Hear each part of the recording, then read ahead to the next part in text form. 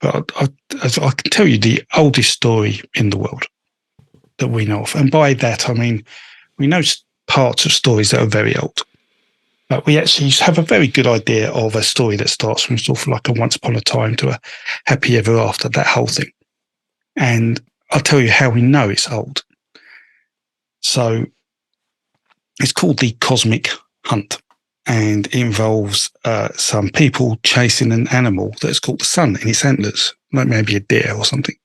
And so they chase this animal over the course of a year, eventually kill it, and the sun is released. And the year starts again, and that's the cycle of the sun. And the thing is, we see this story in Europe associated sort of with deers and with elk, and it's linked to the Ursa Major, or the Plough, the Big Dipper star system. And each star in that has a particular role to play in the story. Now, this story is also told elsewhere in the world. It's told in Siberia, for example, and they use exactly the same stars in exactly the same roles, such as a hunter and a person who cooks, and one person's carrying pots, and there's one star in the Big Dipper which has a minor star next to it. You can't see with the naked eye unless you really look, and that's going on somewhere. But the sun isn't caught by the antlers; it's caught in the tusks of a mammoth.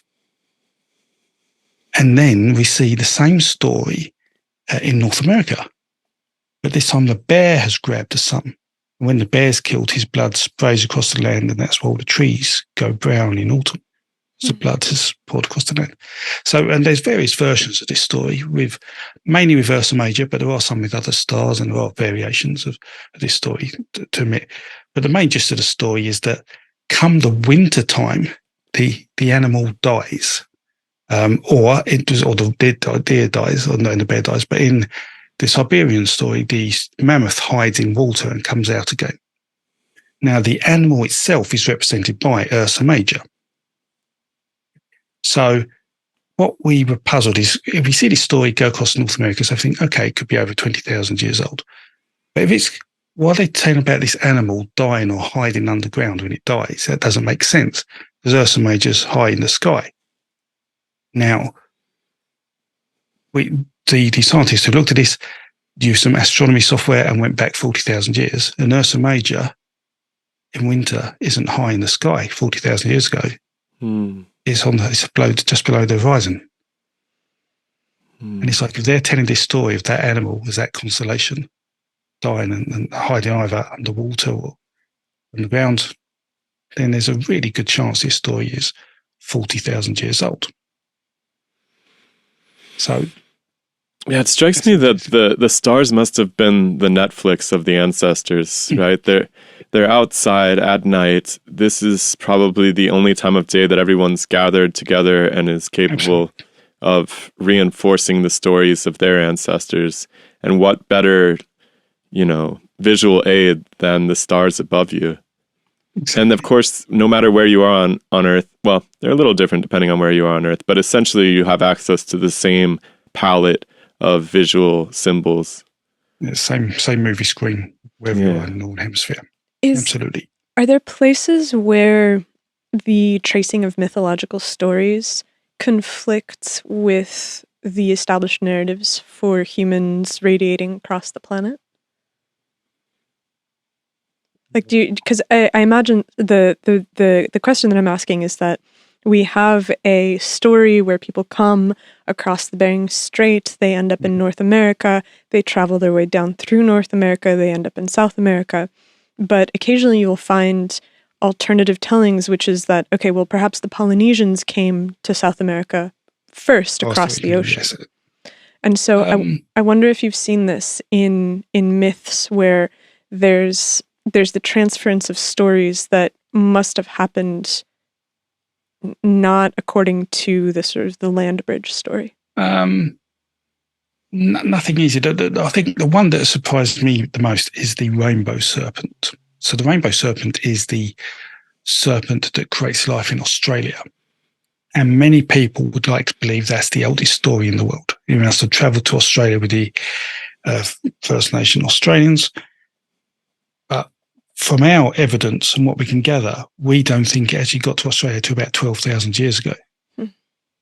And because we sort of migrate from Indonesia down as a sort of second wave rather than an original wave of that. So that surprises me a little, but that's really about it. I mean, the only other sort of surprising thing I guess I can know is the origins of Odin or Woden, who is the god of the Vikings, chief god of the Vikings. Most people know him as.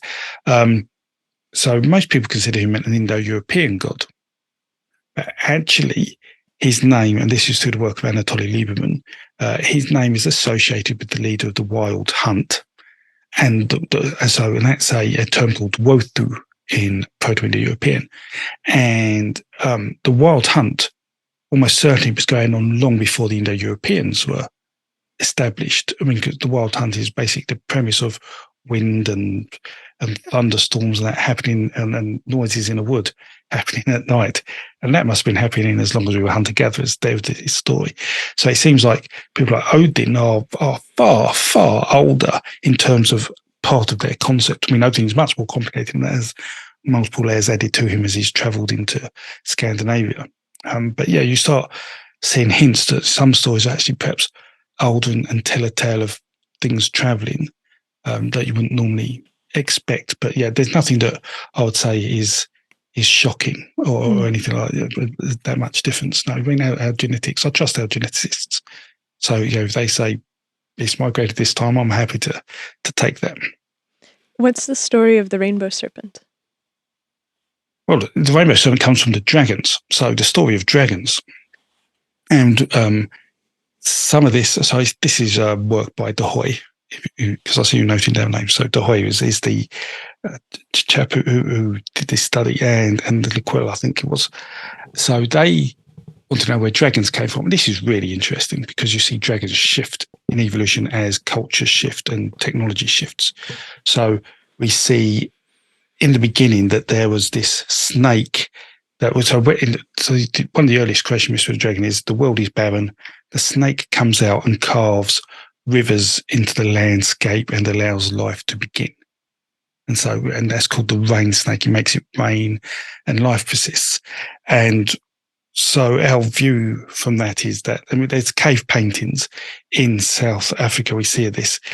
We've got notes of these from about 150 years ago, maybe 200 years ago, showing a snake in water and people around it having nosebleeds. And we also see a snake as more of a quadruped in water and people. So there's this weird story going on. But then we see this snake story sort of evolve through Africa and then pop out and turn up in Asia.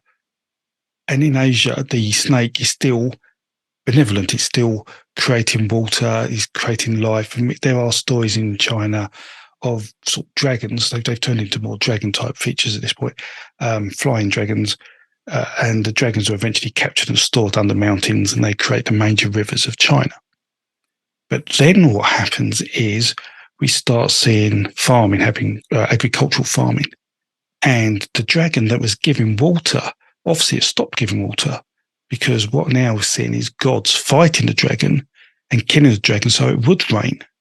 And so you have things like Vitra and Indra in Hindu mythology, like Vedic culture, happening. But you have all these stories in the Near East, Mesopotamia, of warriors killing dragons so the rain starts, the rivers flow. And that's sort of interesting until we get into Indo-European the mythology, where they have the cows. They don't really farm crops. So the dragon there actually steals their cattle, and they have to travel across lands to kill the dragon to get their cattle back. So anybody who's got cattle who isn't them is their enemy. But what happens there is quite interesting. So in Persian texts, because everything's written as poetry, so in our ancestors before writing, song and poetry was the way to remember stories. You wouldn't just read prose, you'd have this rhyme or alliteration, so it's easy to remember things. So there was a lot of metaphor involved. So the Persians had a metaphor for the cows being stolen by dragons, and they called them the women who lactate milk.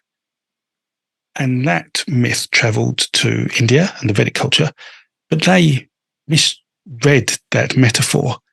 So rather than women or females that lactate, they thought, oh, they must mean women. So they became queens. And so the dragon stopped stealing cows and started stealing queens. And then that myth travelled into Greece.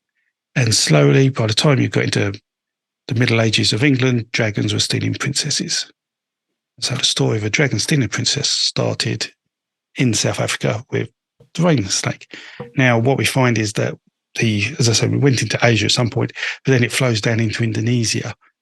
But it still persists in some of its African form of a benevolent snake that gives life, and that is the rainbow serpent story as it hits Australia, because we then see at a similar time the story go into America.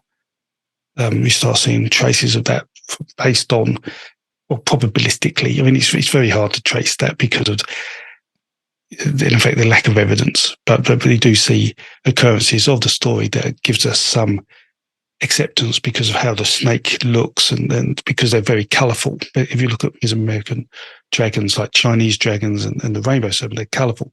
Where the dragons, as they come to Indo-Europeans, have become quite dull affairs. So that's how, anyway, the rainbow serpent ends up in Australia. But how the dragon myth evolves and turns into princesses being kidnapped by dragons.